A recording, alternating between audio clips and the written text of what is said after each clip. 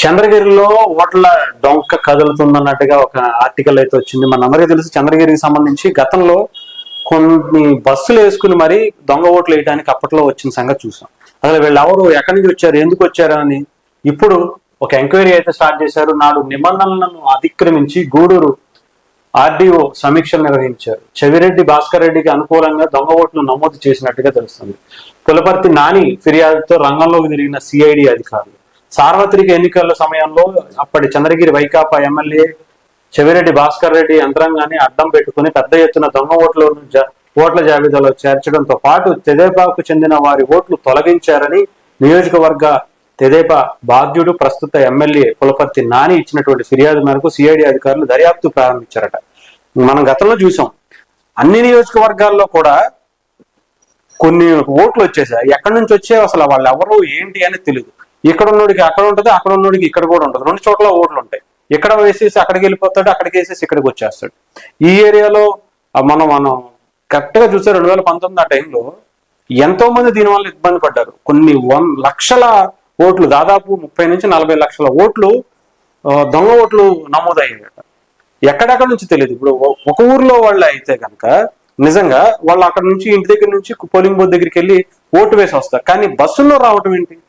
బస్సుల్లో ఎందుకు తీసుకొస్తారు ఓట్లని? అసలు వాళ్ళందరూ ఎక్కడి నుంచి వచ్చారు? వాళ్ళు ఎప్పుడు గతంలో ఆ ఊర్లో లేని వాళ్ళని చెప్పి అప్పుడు చాలా గొడవ చేసింది టీడీపీ కూడా 2019లో. కానీ కంప్లీట్ గా అప్పుడు వైసీపీ అధికారంలోకి వచ్చేసింది, దాన్ని పక్కన మరుగున పెట్టేశారు.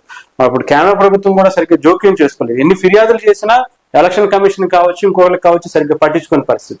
ఇప్పుడైతే మాత్రం అధికారంలోకి వచ్చారు కాబట్టి కంప్లీట్ గా సిఐడికి దాన్ని అధికారులకు ఫిర్యాదు చేశారు. వెంటనే వాళ్ళు కూడా రంగంలోకి దిగి దీనికి సంబంధించి దర్యాప్తు చేస్తున్నారు. ఇప్పుడు అంటే గతంలోకి ఇప్పటికి తేడా ఏంటంటే ప్రజల్లో ఎక్కువ మార్పు వచ్చింది.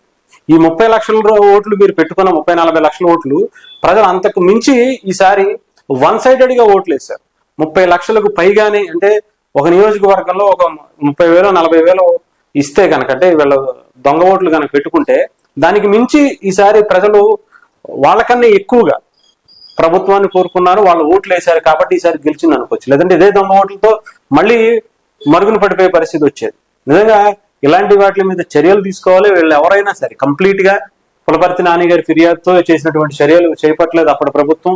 ఇప్పుడు కూటమి ప్రభుత్వం అధికారంలో రావడంతో సిఐడి డిఎస్పి పద్మలత నేతృత్వంలో సిఐ రామ్ కిషోర్ బృందం సభ్యులు తర్వాత తిరుపతి ఆర్డీఓ కార్యాలయానికి వెళ్ళారు. ఆ తర్వాత ఆర్డీఓ లేకపోవడంతో ఏవోను పలు వివరాలు అడిగి తెలుసుకున్నారు. గూడూరు ఆర్డీఓ ఉన్నటువంటి కిరణ్ కుమార్ ఇక్కడ సమీపంలో సమీక్షలు నిర్వహించారని చెప్తున్నారు.